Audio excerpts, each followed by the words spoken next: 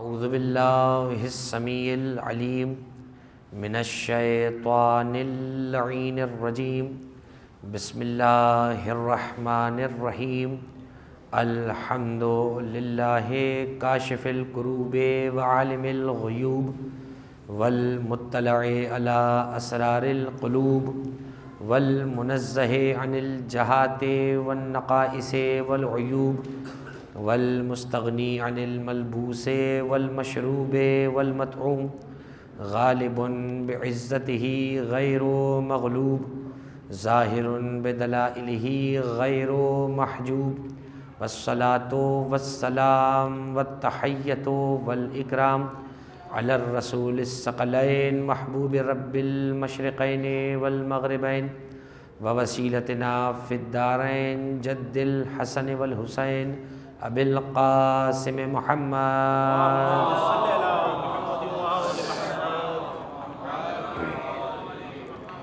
وآلہ الطیبین الطاہرین المعصومین المظلومین المنتجبین المنتخبین اما بعد فقد قال اللہ سبحانہ وتعالی فی محکم کتابہ المجید وفرقانہ الحمید وقولہ الحق بسم اللہ الرحمن الرحیم زین للناس حب الشہوات من النساء والقناطر المقنطرۃ من الذهب والفضة والانعام والحرث ذلک متاع الدنیا واللہ عندہ حسن المآب۔ صلوات پڑھیں محمد اللہم صلی علی محمد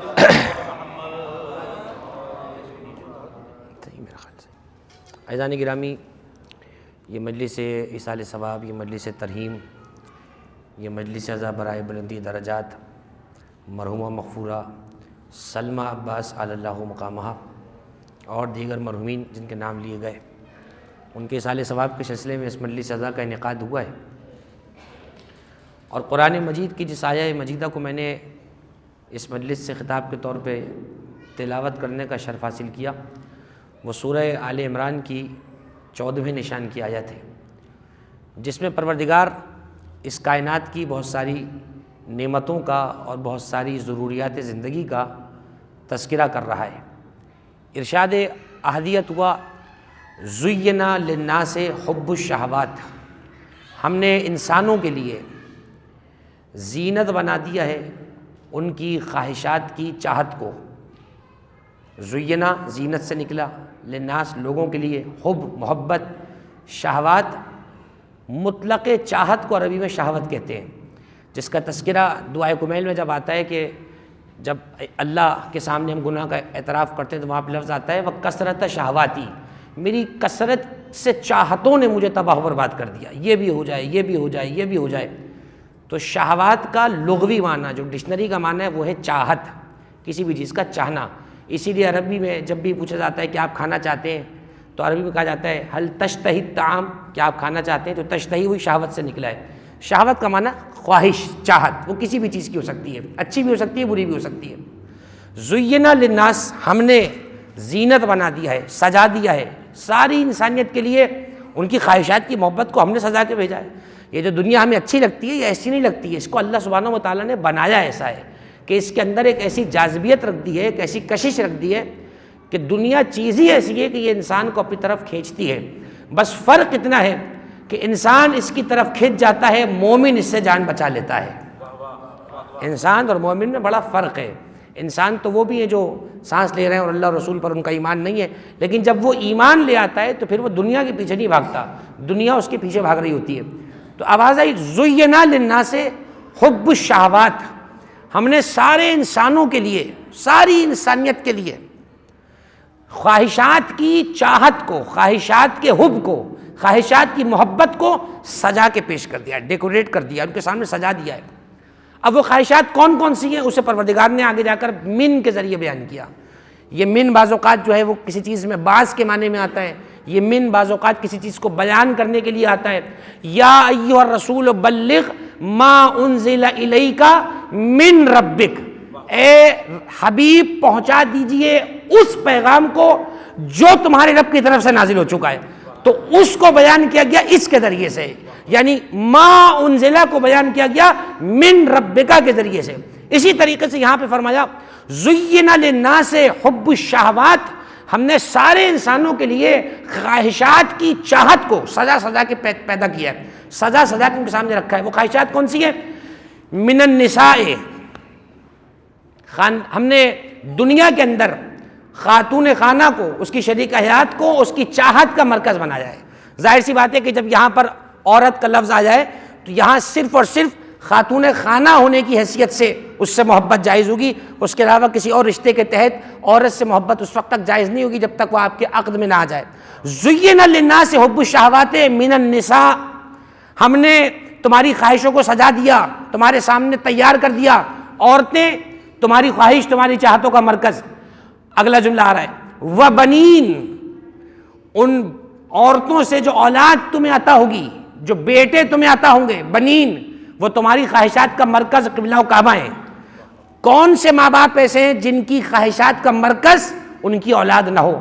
کوئی کہہ نہیں سکتا کہ میں صاحب اولاد ہوں، مجھے اولاد سے کوئی محبت نہیں، ہو ہی نہیں سکتا کہ اس کی خواہشات کا محور اس کی اولاد نہ ہو. تو خواہشات کی فہرست میں پہلی چیز نساء، عورتیں، تمہاری شریک حیات جنہیں تم اپنا زوجہ بنا کے لاتے ہو. وبنین، جب ان سے تمہیں ہم اولاد عطا کریں گے، بیٹے. پھر اس کے بعد فرمایا والقناطر المقنطرۃ من الذهب والفضہ، سونے اور چاندی کے انبار ہم نے تمہارے لیے پسندیدہ بنا دیے ہیں. کوئی ایسا نہیں ہو سکتا، حاجی ہو یا حافظ ہو، کہ سونے کا ڈھیر دیکھے اور اس کے منہ میں پانی نہ آئے، ہو ہی نہیں سکتا. ہم نے سونے اور چاندی کے ڈھیر میں تمہارے لیے شہوت کو رکھ دیا ہے، خواہش کو رکھ دیا ہے، لالچ کو رکھ دیا ہے. بس فرق اتنا ہے، اگر غیر مومن ہوگا تو اس کو غصب کرنے کی کوشش کرے گا، اور اگر مومن ہوگا تو فوراً پوچھے گا یہ کس کا ہے، اس کا مالک کون ہے، آیا اس پہ تصرف کرنا میرا حلال ہے یا حرام ہے. زین للناس حب الشہوات من النساء وبنین والقناطر المقنطرۃ من الذهب والفضة والانعام والخیل المسومہ، ہم نے تمہارے لیے یہ نشان لگے ہوئے گھوڑے.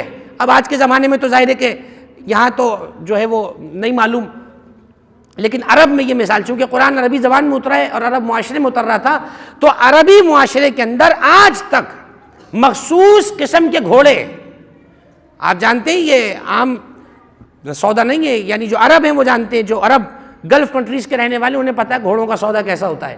یعنی عرب کے اندر گھوڑوں کا سودا بڑا قیمتی سودا مانا جاتا تھا اور آج تک ہے. فرمایا والخیل المسومہ، خیل کہتے ہیں گھوڑے کو جس کی جماعتی خیول، خیل المسومہ نشان لگے ہوئے گھوڑے ہم نے تمہاری زینت کا سبب بنائے، تمہارے لیے چاہت کا مرکز بنائے ہیں. تو عرب کے اندر گھوڑے بڑے مشہور ہوا کرتے تھے، ان کا تذکرہ کیا. پھر فرمایا والانعام، اور انعام کہہ کے پروردگار عالم سبحانہ و تعالیٰ نے سارے قسم کے چوپائے جتنے بھی ہیں ان کو داخل کر دیا. یاد رکھیے جب انعام کہتے ہیں تو اس کا معنی چوپایا ہوتا ہے، لیکن اگر اسی الف کی زیر سے انعام پڑھے تو معنی الگ ہوتا ہے. وہ قرآن میں سورۃ الانعام ہے، ایک صاحب اسے سورہ انعام پڑھ رہے تھے، یعنی جانوروں کے نام سے سورہ انعام، انعام الگ ہے، انعام الگ ہے. یہاں پہ فرمایا ہم نے تمہارے لیے خواہشات کا مرکز چیزیں جو بنائی، ان میں عورت، بچے، سونے چاندی کے ڈھیر، اس کے بعد کا نشان لگے ہوئے گھوڑے، والانعام چوپائے، جانور، مال مویشی. پھر والحرث، ہا کی زبر کے ساتھ حرث پڑھیں تو اس کا معنی کھیتی باڑی، زمین، ایگریکلچر، زمینداری. آج جن کو اپنی زمین میسر نہیں ہے ان کو پتہ ہوگا زمینداری کتنی بڑی چیز کا نام ہے. یعنی جن کے پاس اپنی چھوٹی سی بھی زمین پڑی ہے تو وہ اپنے کو زمیندار کہتا ہے.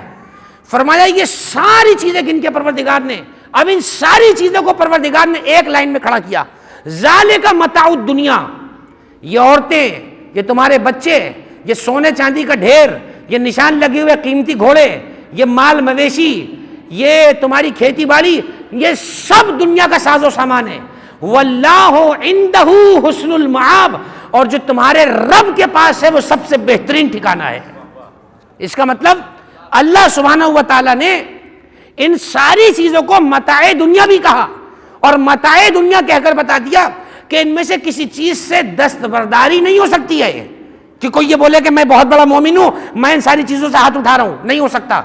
تم دنیا میں رہ کر دنیا داری کرو، لیکن یہ ذہن میں رکھو یہ سب متاع دنیا ہے، یہ یہیں پہ رہ جانے والا ہے. واللہ عندہ حسن المآب، اور جو تمہارے رب کے پاس ہے وہ اس سے کہیں زیادہ اچھا ہے۔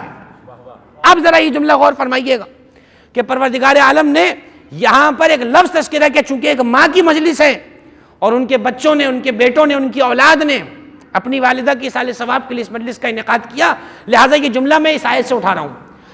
فرمایا زُيِّنَ لِلنَّاسِ حُبُّ الشَّهَوَاتِ مِنَ النِّسَاءِ وَبَنِينَ، بیٹے، اولاد، خصوصیت کے ساتھ اگر اولاد میں بیٹے ہوں تو زینت کے مزے کچھ اور ہوتے ہیں، خاندان میں ناک بڑی اونچی ہوتی ہے کہ بیٹوں والا ہے، اور اگر ایک دو بھی ہوں تب بھی ایک ڈھارس ہوتی ہے کہ میرے بعد کم سے کم میری نسل آگے بڑھنے والی ہے۔ لیکن اگر خدا بیٹے عطا کر دے، 4-5 بیٹے ہیں، 6-7-8 بیٹے ہیں، تو پھر ہونا یہ چاہیے کہ مسلسل بارگاہ پروردگار میں بندہ شکر گزار رہے کہ تو نے مجھے اپنی نعمتوں سے نوازا ہے۔ بیٹے کو نعمت کہا گیا، بیٹی کو رحمت کہا گیا۔ فرمایا بیٹیوں کو بوجھ نہ سمجھو، اس لیے ایک رحمت پر ثواب ہوتا ہے، نعمت کا سوال ہوتا ہے۔ جو بیٹوں والے ہیں ان کی خوشی اپنی جگہ پر، ان کی خوش فہمی کو خراب نہیں کرنا ہے، لیکن قرآن نے کہا اتنا ذہن میں رکھنا، ہم نے اگر بیٹی کو رحمت کہا ہے تو رحمت کا حساب نہیں ہوتا، رحمت پر ثواب ہوتا ہے۔ اور اگر ہم نے تمہیں بیٹے عطا کیے ہیں تو کسی غلط فہمی میں نہ رہنا، بیٹا نعمت ہے، نعمت کا سوال ہوتا ہے۔ 6 بیٹے، 4 بیٹے، 5 بیٹے، تم سے میدان محشر میں سوال ہوگا، بتاؤ ان کی اچھی دینی تربیت کیسے کی اور کیسے نہیں کی۔ یہ جواب چنانچہ ماں باپ کو دینا پڑے گا۔ تو اچھا پڑھا دینا، اچھا موبائل دلا دینا، ایک اچھی سی بڑی آٹومیٹک گاڑی دلا دینا، اور اچھا بینک بیلنس اور گھر بنگلہ وغیرہ چھوڑ کر چلے جانا، یہ دنیاوی چیزیں ہیں۔ اصل یہ ہے کہ اپنے بچوں کو دینی تربیت پر چھوڑ کر جائے، اپنے بچوں کو عزا و ولا کی تہذیب سے ایسے متمسک کر کے جائے کہ بچے جانے کے سال بعد بھی اپنے ماں باپ کو یاد رکھے۔ ایک صلوات پڑھیں محمد والے محمد پر بابا۔ تو اب دیکھیے قرآن مجید نے یہاں پہ ایک لفظ رکھا بنین، آپ جانتے ہیں بنین بیٹوں کو کہا جاتا ہے، اور بنین کے لیے ایک اور لفظ بھی آیا، وہ ہے بنون۔ اچھا بنون کا ترجمہ بھی بیٹا ہوتا ہے، بھی وہ مصرے پڑھوں گا تو مل بنین کے تو بات واضح ہو جائے گی آپ پر۔ بنون کا ترجمہ بھی بیٹے ہوتا ہے، بنین کا ترجمہ بھی بیٹے۔ یہ گرامر کے اعتبار سے بنین کہیں پر آتا ہے، بنون کہیں پر آتا ہے، اور بنی کہیں پر آتا ہے، یہ لفظ آپ کو پتہ ہے، بنی ہاشم، ٹھیک ہے۔ اب آپ غور فرمائیے، قرآن نے کہا اولاد تمہاری جو ہے، تمہارے بیٹے، خصوصیت کے ساتھ بیٹے جو ہیں، جو تمہاری ساری توجہات کا مرکز ہوتے ہیں، قبلہ و کعبہ ہوتے ہیں تمہاری توجہات کا، ان کے حوالے سے ذہن میں رکھنا، ہم نے ان کی چاہت کو تمہارے لیے سجا کے بنایا ہے۔ یہ جو تم اپنی اولاد سے محبت کرتے ہو، یہ جو تمہارا دل اولاد کی طرف جھکا جا رہا ہے، یہ تمہارا کمال نہیں ہے۔ زُيِّنَ لِلنَّاسِ حُبُّ الشَّهَوَاتِ، یہ ہم نے بنایا ہی اولاد کو ایسا ہے کہ ہر ماں باپ امیر ہو یا غریب ہو، آسودہ حال ہو یا بدحال ہو، ان کا دل اپنی اولاد کی طرف جھکتا ضرور ہے۔ فرق اتنا ہے، امیر اپنے بچے کو سونے کے کھلونے دے دیتا ہے، غریب اپنے بچے کو مٹی کے کھلونے دے دیتا ہے۔ دل اس کا بھی چاہتا ہے کہ اپنے بچے کی خواہش کو پورا کیا جائے۔ فرمایا بیٹے جو ہیں گے تمہارے، یہ ذہن میں رہے کہ یہ تمہارے بیٹے، اب جملہ غور فرمائیے گا، یہ اس وقت تک تمہارے ہیں جب تک تمہاری روح تمہارے حلق تک نہ آ جائے۔ یعنی کیا مقصد؟ جب تمہارے جانے کا وقت آ جائے گا اس وقت تک تمہاری اولاد ہے۔ یعنی کیا مطلب اس وقت تک تمہاری اولاد ہے؟ مرنے کے بعد کیا اولاد نہیں ہے؟ نہیں، اولاد ہے، لیکن ان کی محبت، ان کی دیکھ بھال، ان کا تمہاری طرف متوجہ ہونا بس اس وقت تک ہے جب تک تمہارا دم تمہارے نلخڑے تک نہیں آ جاتا۔ اور غنیمت ہے کہ اگر کوئی اولاد اپنے ماں باپ کو اس وقت تک بھی یاد رکھے تو بڑی بات ہے۔ یہ تو میں نے آخری نقطہ بیان کیا ہے۔ یہاں تو ہٹے کٹے ماں باپ کو یہ کہہ کے چھوڑ دیا جاتا ہے اب زمانہ بدل گیا ہے، آپ اپنی زندگی گزاریے، ہمیں اپنی زندگی گزارنے دیجیے۔ یہ نہیں سوچا کہ ماں باپ نے اپنی زندگی تمہاری جوانی میں برباد کر دی، تمہیں پال پوش کے جوان کر دیا، آج یہ اولاد ماں باپ کو مشورے دے رہی ہے کہ آپ اچھی زندگی گزاریے۔ ان کو یہ نہیں معلوم کہ ان کی اچھی زندگی آسائشوں کے ساتھ نہیں بلکہ اپنی اولاد کو دیکھ کر گزرتی ہے۔ ان کی اچھی زندگی اپنے بچوں کو، اپنے آنے والی نسل کو سامنے دیکھ کر گزرتی ہے۔ اب ذرا غور فرمائیے، قرآن مجید نے ایک لفظ رکھا اور یہ لفظ اس لائق ہے کہ اس لفظ سے عبرت پکڑی جائے۔ فرمایا واتقوا یومئذ، اس دن سے ڈرو کہ المرء یفر من اخیہ و امہ و بنیہ و صاحبتہ و بنیہ، سارے رشتے گنوا دیے قرآن نے ایک ہی آیت کے اندر۔ اس دن سے ڈرو، سب کو کہہ رہا ہے قرآن مجھ سمیت، اس دن سے ڈرو جس دن ہر شخص اپنی ماں سے بھاگ رہا ہوگا، المرء یفر فرار سے نکلا ہے، المرء یفر من امہ و بنیہ، ہر شخص اپنی ماں سے بھاگ رہا ہوگا، کوئی اپنی ماں کی طرف متوجہ نہیں ہوگا. آج اگر ماں کو تکلیف ہو جائے تو انسان کا دل ابل جاتا ہے، لیکن محشر کے میدان میں ماں دیکھے گا، پہچان لے گا، کوئی اپنی ماں کی طرف متوجہ نہیں ہوگا. المرء یفر من امہ و بنیہ، اپنے بچوں سے. آج اگر بچہ پریشانی میں ہو تو ساری دنیا کی نعمتیں جو ہیں وہ ایک دم ہیچ لگتی ہیں، لیکن اس دن سے ڈرو جب تم اپنے بچوں کے سامنے ان سے فرار کر رہے ہوگے. وصاحبتہ واخیہ، صاحبہ کہتے ہیں زوجہ کو، بیوی کو.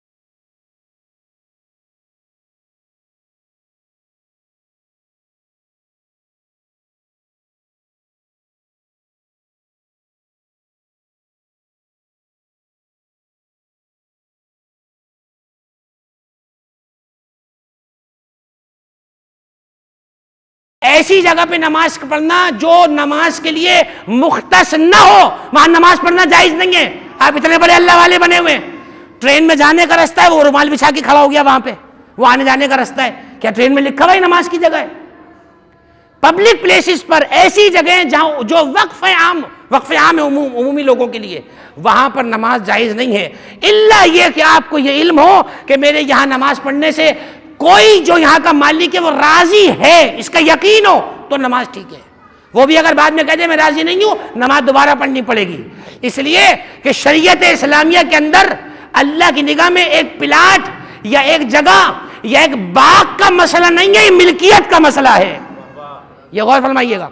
چنانچہ یہ بات ذہن میں رہے کہ اولاد جو ہے اپنے ماں باپ کو اچھے طریقے سے یاد رکھے، اور اس کا بہترین طریقہ یہی ہے کہ ان کے لیے اعمال صالح کرے، لیکن اس کا مطلب یہ نہیں ہے کہ ایک برسی کے بعد اگلی برسی کا انتظار ہو گیا، سوئم کے بعد اب چیلم ہوگا تو نیکی کریں گے، نہیں۔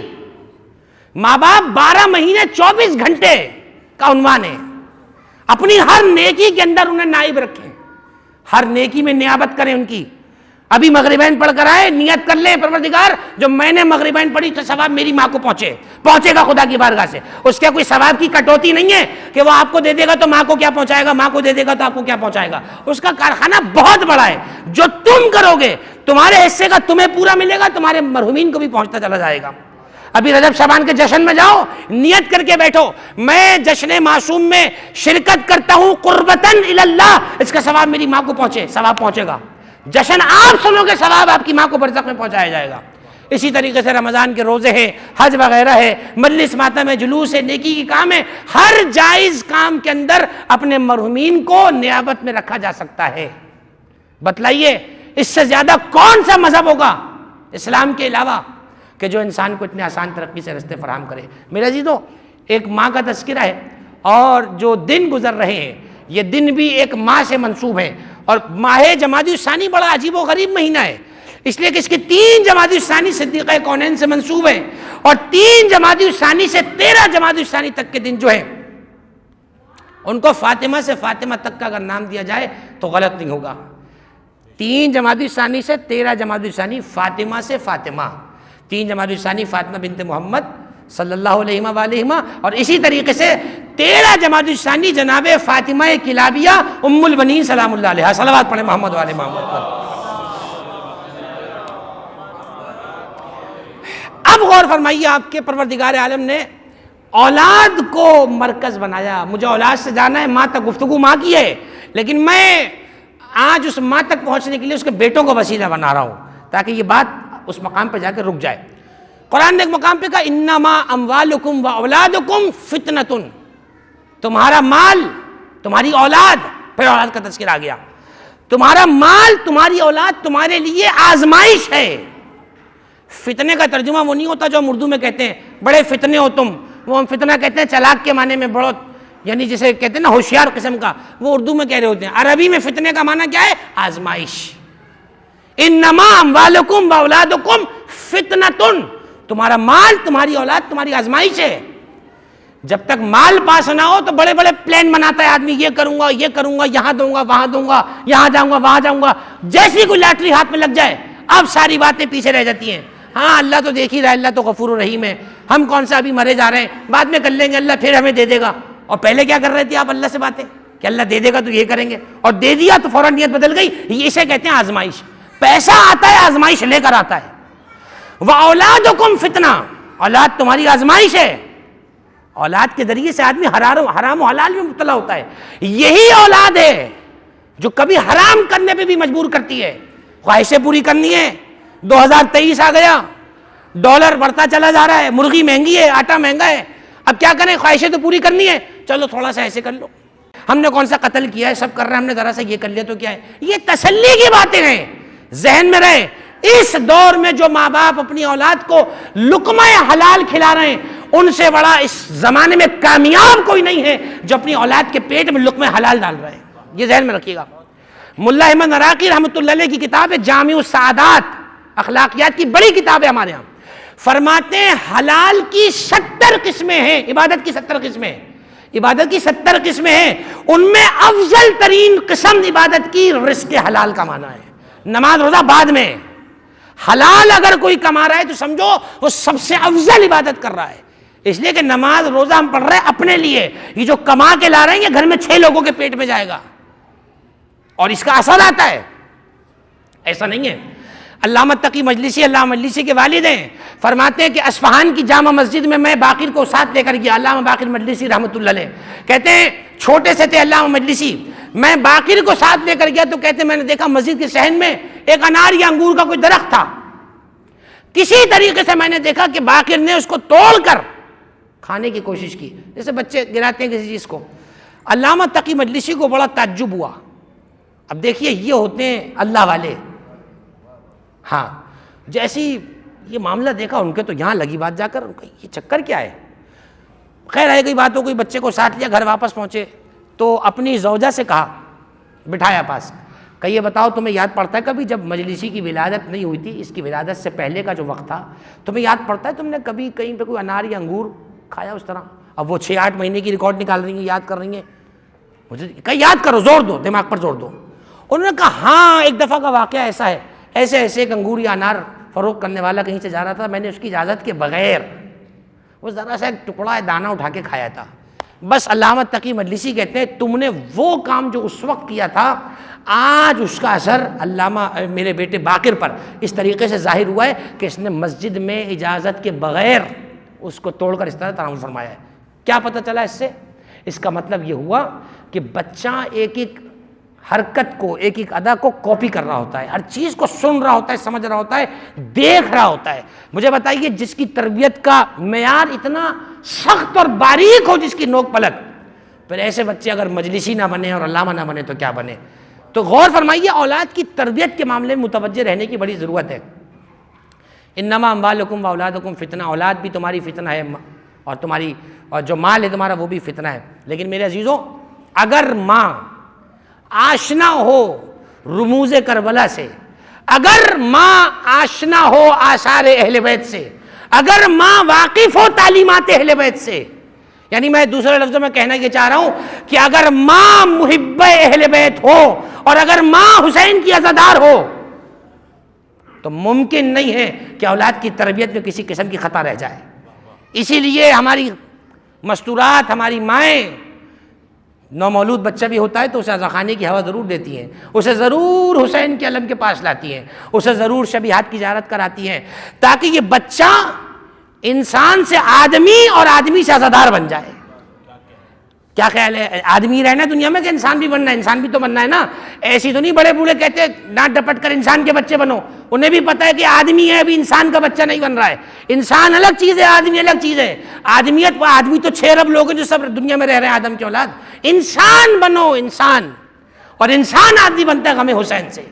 جوش ملی آبادی نے غلطی میں نہیں کہہ دیا تھا انسان کو بیدار تو ہو لینے دو، اس نے اس فلسفے کا مطالعہ کر رکھا تھا، اس نے کہا انسان کو بیدار تو ہو لینے دو، ہر قوم پکارے گی ہمارے ہیں حسین۔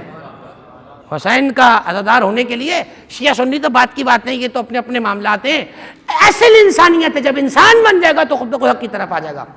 سلام ہو اس ماں پر کہ جس نے اولاد کی تربیت ایسی کی کہ قرآن کہہ رہا تھا ہم نے تمہارے لیے بنین کو باعث زینت بنایا ہے، اور یہ وہ ہے کہ جو ام البنین ہو کر بھی کائنات کے لیے زینت بن گئی ہے۔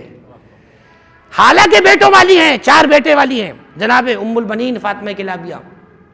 علماء فرماتے ہیں کہ وَكَانَتْ مِنْ قَبِيلَةٍ، یہ اس قبیلے سے تھی کہ عرب کے اندر کوئی قبیلہ ان کے قبیلے سے زیادہ بہادر نہیں تھا۔ من ذوی الحسب والنسب والشجاعت والکرم، ان کا قبیلہ ذوی الحسب تھا، حسب والے لوگ تھے، نسب والے لوگ تھے، یعنی عرب میں نسب والا ہونا بڑی بات ہے، پتہ نہیں چلتا تھا کون کس کی اولاد ہے، نسب والے تھے، اور کرم والا گھرانہ مشہور تھا، کریموں کا خاندان تھا۔ ابو الفضل عباس تو دنیا میں ابھی نہیں آئے، خاندان کریموں والا مشہور ہے، شجاعت والا تھا، ابھی عباس دنیا میں نہیں آئے، ابھی ام البنین علی کے گھر نہیں آئی ہیں، شجاعت کے ڈنکے عرب میں بج رہے ہیں، اتنے بہادر قبیلے کی۔ اور فرمایا کہ جزیرہ عرب کے اندر مشہور ترین قبیلوں میں سے ایک تھا قبیلہ بنی کلاب، فاطمہ بنت حزام بن خالد، اور پھر یہ سلسلہ اوپر جا کر جو ہے پورا قریش کی سلسلوں سے جا کر مل جاتا ہے۔ یہ ہے بنی کلاب، آپ کا اعلیٰ اور عرفہ قسم کا نسب، علماء کہتے ہیں آپ کو جو اجداد تھے جو ددیال تھا حضرت ام المؤمنین کا اوپر تک، ان کو عرب میں ملاعب الاسنان کہا جاتا تھا، نیزوں سے کھیلنے والے. نیزوں سے کھیلنا مطلب آج کے زمانے میں کہہ لیجئے کہ اسلحے سے کھیلنے والے، یعنی اسلحے سے کھیلنا کا ناڑی کا کام تو نہیں ہے نا، اپنے مار لے گا یا کسی اور کے مار دے گا. نیزوں سے کھیلنے والے، یعنی اس زمانے میں جب باقاعدہ کوئی جنگ کی انسٹیٹیوٹس نہیں تھے، کوئی کتابیں نہیں تھی، کوئی نصاب نہیں تھا، کوئی کورسز نہیں تھے، اس زمانے میں فنون حرب سے اتنا واقف خاندان تھا کہ ان کے اجداد مشہور تھے عرب کے اندر لڑنے کے اندر، بہادر قبیلہ. یہی سبب ہے کہ امیر کائنات نے اپنے بھائی عقیل ابن ابی طالب سے کہا تھا انظر لی امراتن ولدتها الفحول من العرب، میرے لیے کوئی ایسی بہادر خاتون تلاش کریں کسی ایسے بہادر قبیلے سے کہ جس سے مجھے ایک بیٹا ہو. فتلد لی غلاما اسدا یکون عونا لولد الحسین فی ارض کرب و بلا، ایک ایسا بہادر شیر بیٹا مجھے اس عورت سے پیدا ہو، اس بیوی سے پیدا ہو کہ جو کربلا میں میرے بیٹے حسین کا عون بن جائے، مددگار بن جائے، اس کا ناصر بن جائے.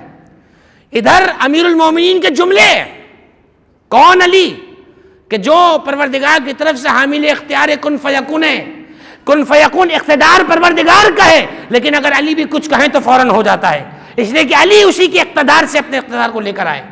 ادھر علی کی زبان سے ہی جملہ نکل رہا ہے، ادھر شہادت سے قبل صدیقہ کونین کی زبان پر جملے ہیں، یا علی آپ میرے بعد ایک عقد ثانی فرمائیں گے اور اس سے اللہ آپ کو ایک بیٹا عطا کرے گا، میں اس کا نام عباس رکھے جا رہی ہوں، جس کا نام لوحۂ زہرا پر ولادت سے پہلے آگے جاؤ اسے ابو الفضل عباس کہا جاتا ہے. عباس کو مراد زہرا کہوں تو غلط نہیں ہوگا، جو زہرا کی مراد ہو اسے عباس کہا جاتا ہے. زمانہ گزرتا رہا، مدینے میں امیر المومنین نے جناب سیدہ کی شہادت کے بعد کچھ وقت کے بعد مولا کائنات نے عقد کیا، حضرت عقیل کے ذریعے سے وہ رشتہ دیکھا گیا، اس عظیم خاندان سے ام المؤمنین تشریف لائیں. اللہ اکبر. ذرا گھر جا کر مفاتیح ام المؤمنین کی زیارت کا ترجمہ پڑھیے گا، عجیب و غریب زیارت ام المؤمنین سلام اللہ علیہ کی ہے.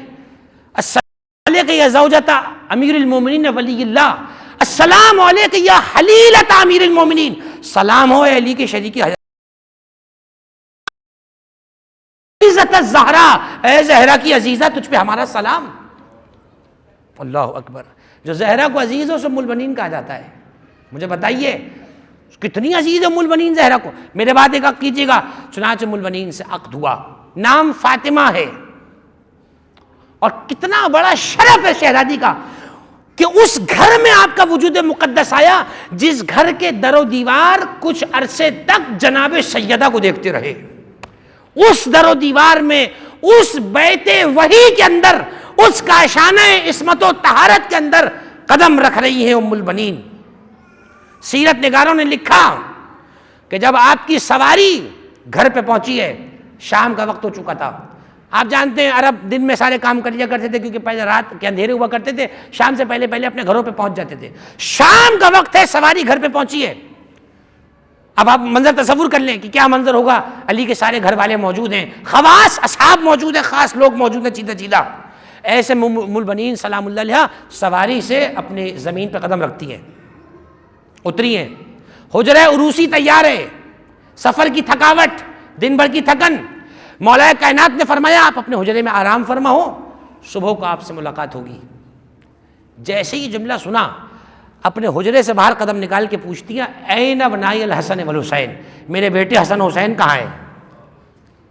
فرمایا انہما مریضان، فرمایا کچھ علیل ہیں، دونوں شہزادے کچھ علیل ہیں، وہما نائمان، سو رہے ہیں بچے ابھی. فرمایا قسم اس خدا کی جس کے قبضے میں میری جان ہے، میں اس وقت تک حجرے میں قدم نہ رکھوں گی جب تک شہزادوں کو اپنی آنکھوں سے نہ دیکھ لوں. امیر المومنین کہتے ہیں کہ میں اس حجرے میں لایا جہاں شہزادے آرام فرماتے. ام المؤمنین پہنچی ہیں، قریب بیٹھ گئیں. سرہانے نہیں بیٹھی ہیں، پائنتی بیٹھی ہیں. پائنتی بیٹھ گئی ہیں، بچوں کے قدموں کے پاس بیٹھی ہیں، جانتی ہیں یہ وہ بچے ہیں کہ جو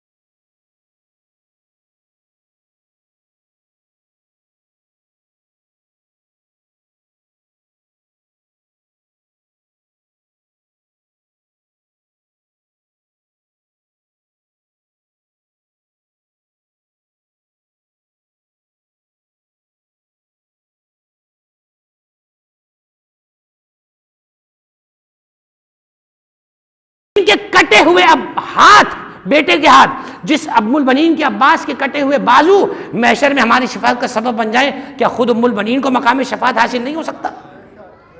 کیا عجیب و غریب مقام ہے۔ پھر ان کے لقب الحرہ، آزاد کردہ، ایسی آزاد کہ جو دنیا کی محبتوں سے آزاد ہے، اگر غلام ہے تو فقط محبت اہل بیت کی غلام ہے۔ النقیہ، نقاوت کی منزل پر ہے۔ الطاہرہ، طاہرہ ہے، اس لیے کہ علی کی شریک حیات بننا عجیب۔ ایک جملہ زیارت کا پھر عرض کرتا ہوں، السلام علیکم من اختارہ اللہ زوجۃ امیر المومنین، سلام اس ام البنین پر جسے اللہ نے علی کی بیوی کے طور پہ چنا۔ ام البنین عزیزو عام رشتہ نہیں ہے، یہ اتفاق نہیں ہے، زیارت کا جملہ ہے۔ سلام اس شہزادی پر، جیسے فاطمہ علی کے لیے چنی گئی ویسے دوسری فاطمہ بھی علی کے لیے چنی گئی ہے۔ چنانچہ گھر میں تشریف لائیں، گزر بسر ہونے لگی۔ نام فاطمہ ہے، جب بھی پکارنا ہوتا علی پکارتے، یا فاطمہ، فاطمہ سنو، اے فاطمہ، بار بار علی پکارتے تھے نام سے۔ فرماتی ہیں ایک دن میں نے دیکھا کہ جیسے علی مجھے فاطمہ کہہ کے پکارتے تو میں نے دیکھا کہ حسن حسین کے چہرے جو ہیں غمگین ہو جاتے ہیں، دونوں شہزادے غم زدہ ہو جاتے ہیں۔ کہتی ہے میں نے مولا کائنات کو تنہا پا کر ایک مرتبہ ان کے پاس جا کر کہا امیر المومنین آپ سے کچھ طلب کرنا چاہتی ہوں۔ کہا کہو کیا بات ہے؟ کہا کیا یہ ممکن ہے کہ آپ میرا نام تبدیل کر دیں؟ آپ میرا نام تبدیل کر دیں؟ مستورات سن رہی ہے، جملہ ہدیہ کرتا ہوں ان کی خدمت میں۔ دیکھو جو نام اپنے گھر سے عورت لے کر آئے کتنا مشکل ہے اس کے لیے وہ نام بدلنا، اپنے گھر سے نام لے کر آئیے، ساری زندگی اس گھر میں اس نام سے پکاری گئی، لیکن ہاں اگر سامنے مقصد بڑا ہو تو یہ کوئی بڑی بات نہیں ہے۔ فرماتی کیا ممکن ہے میرا نام بدل دے گا؟ کیوں؟ فرمایا جب بھی آپ مجھے فاطمہ کہتے ہیں میں نے دیکھا ہے حسن حسین کے چہرے اتر جاتے ہیں، بچے شاید اپنی ماں کو یاد کرتے ہیں، انہیں اپنی ماں کا نام یاد آ جاتا ہے جب آپ گھر میں زہرا کو پکارتے ہوں گے۔ مسکرا کر علی کی لبوں پر لفظ آیا، فرمایا ٹھیک ہے آج سے ہم تمہیں ام البنین کہیں گے۔ مجھے نہیں معلوم علی نے کس گھڑی میں ام البنین کہا، اسی وقت لوحے مشیت پر لکھ دیا گیا اگر علی نے تمہیں ام البنین کہہ دیا ہے تو جاؤ ہم بھی تمہیں بیٹوں والا بنا رہے ہیں۔ 4 شعبان ہے، مدینے کی زمین ہے، عباس جیسا بیٹا عطا کر دیا پروردگار نے۔ پرورش ہو رہی ہے، عباس گودوں میں ہے، بس آخری جملے کی طرف جا رہا ہوں۔ عباس کی پرورش ہو رہی ہے، عباس ماں کی انگلی پکڑ کے چلنے کے قابل ہوئے تو ماں بیٹے سے باتیں کر رہی ہے۔ دیکھو یہ رشتہ ہے ماں اور بیٹے کا۔ ایک ہی جملہ ہدیہ کر رہا ہوں مرحومہ سلمى عباس علی اللہ مقامہ کی بارگاہ میں۔ ماں نے بیٹے کو دیکھا، فرمایا یہ بتاؤ جب تم باہر بیٹھے ہوتے ہو یا باہر کھیلتے ہو تو حسین ابن علی کو کیا کہہ کے پکارتے ہو؟ کہا میں انہیں آقا کہہ کے پکارتا ہوں، اس لیے کہ تربیت تو بچپن سے ہے نا۔ کہا میں انہیں آقا کہہ کے پکارتا ہوں۔ فرمایا بیٹے خبردار کبھی حسین کو بھائی نہ کہہ کے پکارنا، اس لیے کہ وہ فاطمہ زہرا کا بیٹا ہے، تم میرے بیٹے ہو۔ میں اس گھر میں فاطمہ کی جگہ پر نہیں آئی ہوں، فاطمہ کی کوئی جگہ نہیں لے سکتا، میں تو اس گھر میں ان کی خادمہ بن کر آئی ہوں، ان کی کنیز بن کر آئی ہوں۔ اور دیکھو خبردار ایسا نہ ہو کہ کبھی تمہاری وجہ سے میرا سر اس گھرانے میں جھک جائے۔ عباس جملے کو سن رہے ہیں، بس آخری جملہ پڑھ رہا ہوں میرے عزیزو، تاکہ جملہ ہدیہ ہو جائے مرحومہ کی بارگاہ میں۔ ایسی تربیتیں اگر ماؤں کی ہوں تو پھر بچے دیکھو کیسے کربلا کے معمار بنتے ہیں۔ عباس کے شعور کو اللہ نے ارتقا عطا کیا، عباس جوانی کے قدم میں قدم رکھنے لگے، مسجد نبوی میں بیٹھے ہوئے ہیں علی کے زانوں پر، اب بابا کے ساتھ بیٹھے ہیں۔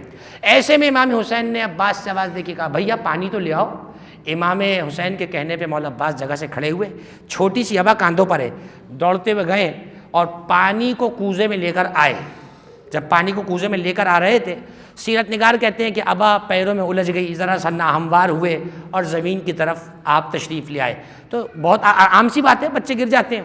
عباس جیسے زمین کی طرف تشریف لائے تو کوزہ تو گر کے ٹوٹ گیا، مٹی کا کوزہ ٹوٹ گیا، کوئی عام بات نہیں، ایسی بات نہیں ہے۔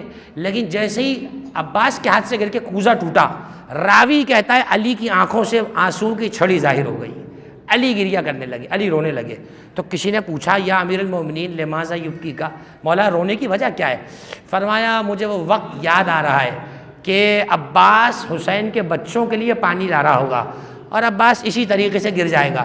تو پوچھنے والے نے پوچھا اس میں رونے کی کیا بات ہے؟ جیسے آج عباس گرا، عباس نے ہاتھوں کا سہارا لے لیا، اگر اس وقت عباس اس طرح سے اگر گریں گے تو کیا بات ہے؟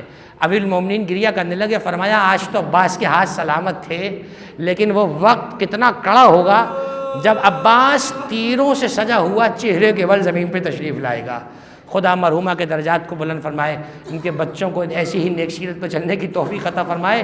عزیزو، یہ ماں ہے جو بچوں کو عزادار بناتی ہے۔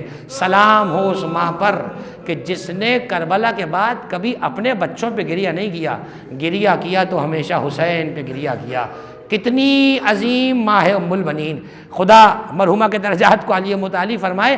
جب قافلہ روانہ ہونے لگا تو ام البنین گھبراہٹ کے عالم میں کبھی اس حجرے میں جاتی ہے، کبھی اس حجرے میں جاتی ہے۔ جیسے ماں پریشان ہوتی ہے نا، حسین کو ماں بن کے پالا ہے، پریشانی کے عالم میں ایک مرتبہ عباس کو بلایا۔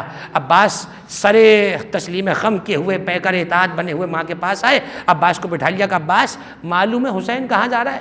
کہا حسین نے کربلا جانے کا وعدہ کیا ہے، حسین کربلا کی طرف رواں دوا ہے۔ جملہ سننا تھا کہ حسین راستہ، عباس راستہ بڑا پرخطر ہے، نہ معلوم کہاں سے دشمن حملہ کر دے۔ دیکھو فاطمہ کی بیٹیاں بھی ساتھ ہیں، کبھی گھر سے باہر قدم نہیں نکالا زینب و کلثوم نے، آج اتنے بڑے سفر پہ یہ بیٹیاں جا رہی ہیں۔ دیکھو تم خیال یہ کرنا کہ کسی نامحرم کی نگاہ ان کی سواریوں پر بھی نہ پڑے، یہ جملہ آپ کی گریہ کرنے کا ہے عزیزو، خیال رہے کبھی کسی نامحرم کی نگاہ ان کی سواریوں پر نہ پڑے۔ مجھے بتاؤ ام البنین تو یہ کہہ رہی تھی کسی کی نگاہ سواری پر نہ پڑے، لیکن ام البنین کو کیا پتا زینب برہنہ سر بازاروں میں خطبے دے کر آئی ہے، لیکن زینب برہنہ سر دربار کوفہ و شام دیکھائی ہے۔ عزیزو، یہ کہنے کے بعد عباس سے کہا عباس ہاتھ پکڑو، عباس نے ہاتھ پکڑا، چلے روضہ رسول پہ پہنچی ہیں، بیٹھ گئی قبر پر۔ عباس سے کہا یا عباس لمن ھذا القبر، عباس کس کی قبر ہے؟ آواز دی ھذا قبر رسول اللہ، اے اماں یہ رسول اللہ کی قبر ہے۔ ایک ہاتھ اپنا رکھا عباس کا اپنے سر پر، فرمایا عباس میں کون ہوں؟ فرمایا آپ میری ماں ہیں۔ یہ جملہ سننا تھا۔ آواز دی عباس تمہیں قبر رسول کا واسطہ ہے، جب تک یہ ہاتھ سلامت رہیں زینب کی چادر نہ چھننے پائے، جب تک یہ ہاتھ سلامت رہیں کسی کا ہاتھ حسین کی سواری تک نہ پہنچے۔ اور عزیزو تاریخ نے یہ ثابت کیا جب تک عباس زندہ رہے کسی کی ہمت نہ تھی، لیکن وہ لمحہ بڑا عجیب تھا جب خیمے میں شور اٹھا کہ عباس مرنے کو جا رہے ہیں۔ ایک مرتبہ ساری بیویاں پریشان ہو گئی، جناب زینب کہتی ہے اماں فضا حسین سے کہو عباس کو میرے خیمے میں تو بھیجے۔ عباس سر کو جھکائے خیمے میں تشریف لائے، جناب زینب بیٹھی۔ عزیزو 20 برس بڑی ہیں جناب زینب، ہمیشہ پالا بہن کی طرح مگر عمر ماں جیسی ہے، ماں کی جگہ ہے جناب زینب۔ آواز دی عباس سنا ہے مرنے جا رہے ہو، یہ کہہ کر بیویوں کو جمع کر لیا۔ آواز دی بیویوں میں علی کی بیٹی کبھی جھوٹ نہیں بولتی ہوں، میں نے تم سے وعدہ کیا تھا میں تمہارے پردے کی ضامن ہوں، لیکن آج میرے پردے کا ضامن بھی مرنے کو جا رہا ہے۔ یہ کہہ کے عباس کو رخصت کر دیا۔ عزیزو یہی تو سبب ہے آغائے خوئی جب بھی کربلا جاتے ہمیشہ عباس کے روضے کو دور سے دیکھتے تھے، قدموں کو روک کر کہتے تھے السلام علیکہ یا حجاب زینب و ام کلثوم، سلام زینب کے پردے عباس پر، سلام کلثوم کی رضا عباس پر۔ عزیزو روایت کہتی ہے عباس کربلا میں قتل ہو گئے، قافلہ کربلا میں لٹ گیا۔ اب جب قافلہ مدینے سے پہنچنے لگا امام نے بشیر ابن نعمان ابن بشیر کو بلایا اور آواز دی تیرا باپ بھی ہمارے لیے اشعار پڑھتا تھا، کیا تو مدینے میں جا کر ہماری سنانی دے سکتا ہے؟ اعلان کر دے کربلا والے واپس آ گئے۔ بشیر کے گلے میں شال ازا کو ڈالا، ادھر چلا ہے بشیر محلہ بنی ہاشم میں پہنچا۔ آواز دی یا اہل یثرب لا مقام لکم بہا، اے یثرب کے رہنے والوں مدینہ رہنے کے قابل نہیں رہا، ارے مدینہ کا سردار مدینے میں مارا گیا۔ یہ آوازیں جب بنی ہاشم کے محلے میں گونجی، ایک مرتبہ ام البنین عصا کا سہارا لیے برآمد ہوئی، اپنے گھر سے برآمد ہوئی ہیں، آئیں بشیر کی سواری کے پاس۔ آواز دی بشیر یہ کیسے قافلے کی سنانی ہے؟ آواز دی یہ وہی قافلہ ہے جو 28 رجب کو مدینے سے چلا تھا، بس یہ جملہ سننا تھا۔ ایک مرتبہ کیا قافلے میں کون کون واپس آیا ہے؟ کہا فقط سید سجاد اور محمد باقر واپس آئے ہیں۔ ام البنین گھبرا گئی، ایک مرتبہ عورتوں کو ساتھ لیا، پہنچی روضہ رسول پر۔ اب جو روضہ رسول پہ پہنچی ام البنین، کیا دیکھا قبر رسول کو کچھ بیویاں گھیرے بیٹھی ہیں۔ ام البنین پہ ابھی صورت واضح نہ ہوئی، ایک ایک سے پوچھتی ہے میری زینب کو کسی نے کہیں دیکھا؟ ارے میری زینب کو کہیں دیکھا؟ یہ جملہ سننا تھا۔ کسی نے کہا وہ جو مخدرہ خمیدہ کمر سے رو رہی ہے، جس کے بالوں میں سفیدی ہے، وہی تمہاری زینب ہے۔ ام البنین ندامت کے قدم لے کر چھوٹے چھوٹے قدموں کے ساتھ زینب کے قریب پہنچ گئی، زانو پہ ہاتھ رکھا، اے بیٹی اماں تم سے بڑی شرمندہ ہے، اے بیٹی مجھے معاف کر دو، عباس نے حق وفا ادا نہ کیا۔ ارے یہ جملہ سننا تھا۔ ام المنین جگہ سے کھڑی ہوئی، نجف اشرف کو رک کیا کہ یا علی آپ عباس سے راضی ہو؟ ام المنین عباس سے راضی نہیں ہوگی، بس یہ جملہ سننا تھا۔ زینب سے رہا نہ گیا، ایک مرتبہ جگہ سے بلند ہوئی، ماں کو گلے سے لگایا، فرمایا عباس کی شکایت نہ کیجئے، اگر عباس کے بازو سلامت ہوتے نہ حسین کے گلے پہ خنجر چلتا، نہ میرے سر سے چادر چھینی جاتی۔ عزیزوں مدینے میں خبر پھیل گئی کہ حسین بھی مارے گئے، بنی ہاشم کے جوان بھی مارے گئے۔ بشیر کہتا ہے لوگ میرے قریب کھڑے تھے، ایک ایک مجھ سے پوچھ رہا تھا بتاؤ اکبر کیسے مارے گئے، بتاؤ قاسم کیسے مارے گئے، بتاؤ اکبر پر رحم کیوں نہ آیا، بتاؤ اصغر پر رحم کیوں نہ آیا۔ بشیر کہتا ہے پوچھنے والے نے پوچھا مجھے عباس کی داستان شہادت تو بتا دے۔ بشیر کہتا ہے میں کیا بیان کروں، سب کربلا میں عجیب طریقے سے شہید ہوئے، عباس کی شہادت بڑی عجیب ہے۔ عباس کے ہاتھ میں فقط علم تھا، عباس گھوڑے سے زمین پر آئے لیکن عباس کے بازو سلامت نہ تھے۔ مدینے والوں نے ماتم کر لیا، ہائے عباس تمہاری شہادت۔ ام المنین نے آواز دی وَكَانَتْ لِي بَنُونَ أُدْعَىٰ بِهِمْ وَالْيَوْمَ أَصْبَحْتُ وَلَا مِن بَنِينَ۔ ارے میں کبھی بیٹوں کی ماں کہلاتی تھی، آج میرا کوئی بیٹا زندہ نہ رہا۔